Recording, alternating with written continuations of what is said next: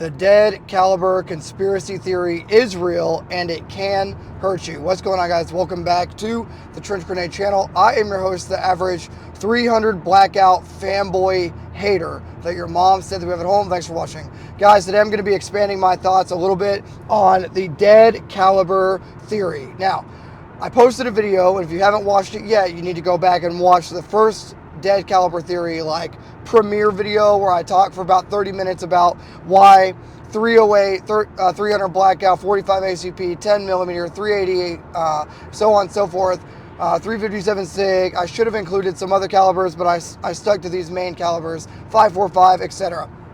And in that video, I talked about why all of these calibers are dead calibers, why they suck, and I go into my thoughts on that. But I want to expand a little bit. The guys that are defending, for example, 10 millimeter auto or 357 SIG, these dudes, generally speaking, suck at shooting. And I'm going to tell you why. But before I tell you why, guys, if you enjoy my content, all I ask that you guys do is like the video and comment down below. That's all that I ask that you guys do.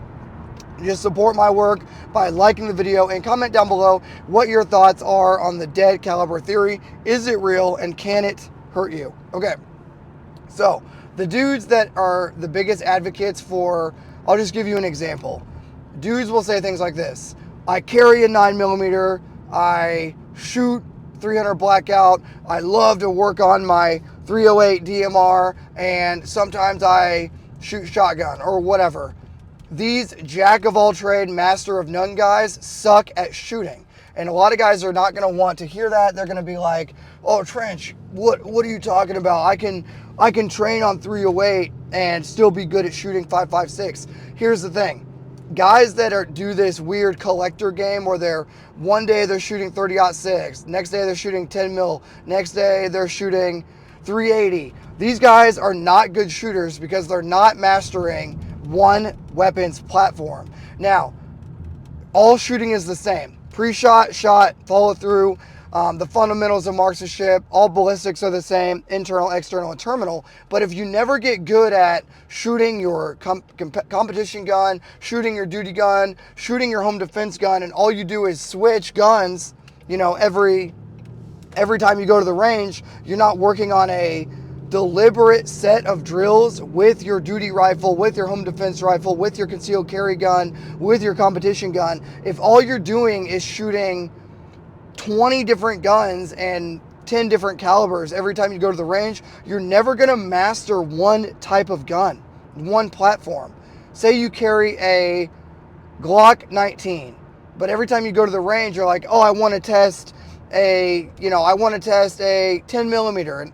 And today I want to shoot a shotgun, but you're never training on your actual weapon, and you're changing your manual of arm movements and your muscle memory from platform to platform to platform, and you're never mastering one.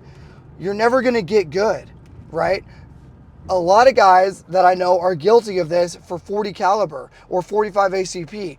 They'll shoot a Smith & Wesson 2.0, but then when they go to the range, what are they practicing? They're practicing with a 1911 or a 40 cal, or they're having fun.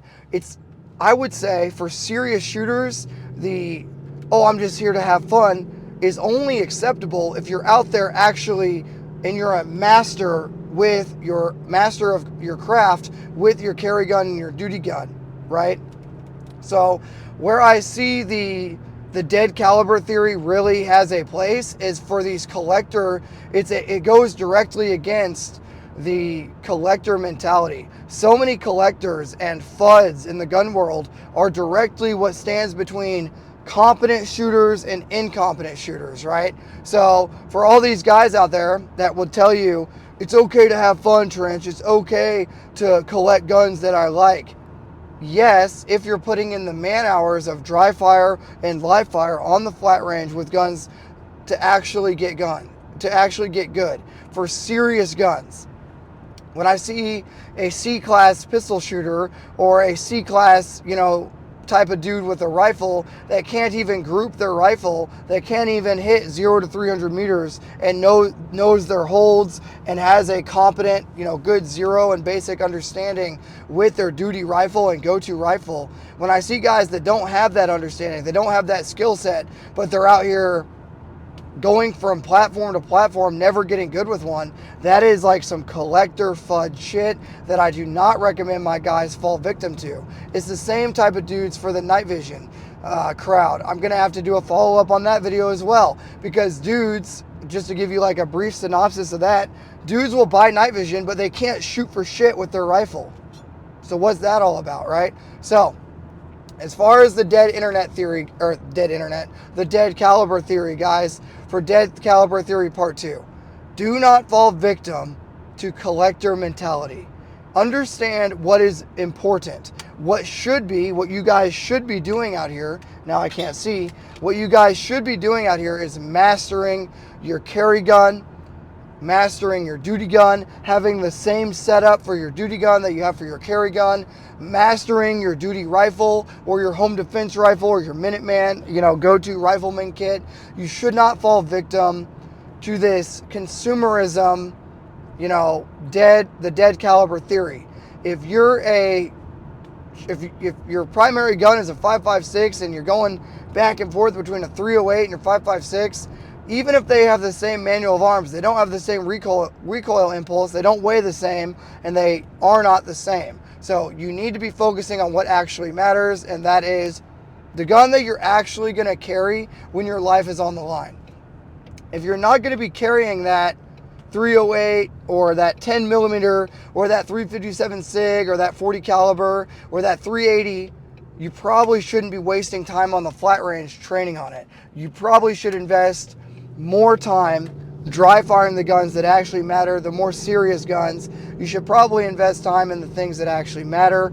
Ammunition and time are all that matters to you in this world, and they're the only things you can't get back. You can't get the wasted ammo back and the wasted funds back, and you can't get the time back that you spent shooting that 380 or 10 mil or 357 SIG or 5.45 by 39 300 blackout, right? So as far as the dead caliber theory goes, guys, just make sure you understand what you're investing your time and money into, and make sure you're getting good and not falling victim to collector mentality and falling victim to the dead caliber theory. Okay, that's a lot of talking, guys. Let me know if you enjoyed the video, and let me know if you have a buddy that has 300 blackout, what would you say if you got this far in the video? What would your message be to a 300 blackout addict? How would you get a 300 blackout addict off of the 300 black? How would you pull them back to reality and convince them that 5.56 is the GOAT and that is what they should be investing their time and money into?